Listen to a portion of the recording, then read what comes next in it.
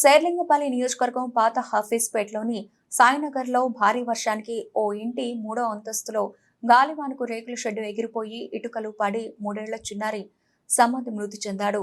ఈ విషయం తెలుసుకున్న కార్పొరేటర్ రాగం నాగేందర్ యాదవ్ ఘటనా స్థలానికి చేరుకుని అక్కడికి విచ్చేసినటువంటి BRS working president KTR, Serilingampally శాసనసభ్యులు Arekapudi Gandhi, Miyapur corporator Uppalapati Srikanth, Hafeezpet division president Baling Gautam Goud తో కలిసి బాధిత కుటుంబాన్ని పరామర్శించి ₹1,00,000 ఆర్థిక సహాయం అందించారు. రాష్ట్ర ప్రభుత్వం వెంటనే బాధిత కుటుంబానికి ₹10,00,000 ఆర్థిక సహాయం చేయాలని డిమాండ్ చేశారు. రానున్న వర్షాకాలాన్ని దృష్టిలో పెట్టుకుని ఇలాంటి అవాంఛనీయ ఘటనలు జరగకుండా తగిన చర్యలు చేపట్టాలని ప్రభుత్వానికి విజ్ఞప్తి చేశారు.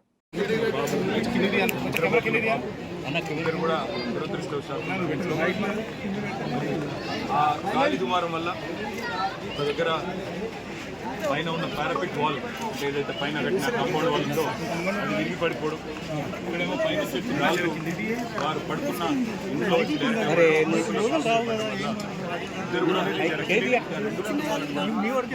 ఎమ్మెల్యే శేర్లింగపల్లి గాంధీ గారు, నేను, అదేవిధంగా మా గౌరవ కార్పొరేటర్లు నాగేందర్ యాదవ్ గారు, శ్రీకాంత్ గారు, ఇంకా ఇతరులందరం కూడా కలిసి పరామర్శించడం జరిగింది.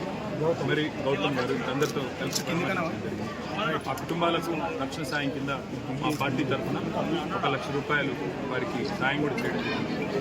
రాష్ట్ర ప్రభుత్వాన్ని మేము చేసే డిమాండ్ ఏమంటే, మీరు ముఖ్యంగా వర్షాకాలం ప్రారంభం కాకముందే ఇలాంటి సంఘటనలు ఏవైతే జరుగుతూ ఉన్నాయో, నేను ఒక్క రోజు దాదాపు రాష్ట్ర వ్యాప్తంగా 14 మంది మరణించారు. ఈ 14 మందికి కూడా తప్పకుండా రాష్ట్ర ప్రభుత్వం వెంటనే స్పందించి ఒక్కొక్కరికి ₹10,00,000 చొప్పున మరి వారి మరణించిన కుటుంబాలకు రక్షణ సహాయం చేయాలని, ముఖ్యంగా హైదరాబాద్లో దాదాపు 1,00,000 డబుల్ బెడ్రూమ్ ఇల్లు కట్టి అందులో ఒక 60,000 దాకా కేటాయించింది. ఈరోజు ఇక్కడ ఏ కుటుంబాలు అయితే నిర్వాసితులైనారో వాళ్ళకు వెంటనే ఆ డబుల్ బెడ్రూమ్ ఇల్లు కూడా కేటాయించాలని చెప్పి వాళ్ళు కోరుతా ఉన్నారు. ఎమ్మెల్యే గారు కూడా వెంటనే ఈ విషయంలో మరి GHMC కమిషనర్కి, జోనల్ కమిషనర్ కూడా కలుస్తారు. తప్పకుండా ఆ కుటుంబాలకు వెంటనే నైట్ షెల్టర్కో లేకపోతే, ఎందుకంటే ఇవన్నీ కూడా చూస్తే ఇక్కడ మొత్తం 6-7 కుటుంబాలు ఇక్కడ నిర్వాసితులైన వారందరినీ కూడా వెంటనే GHMC నైట్ షెల్టర్లకు తరలించాలి.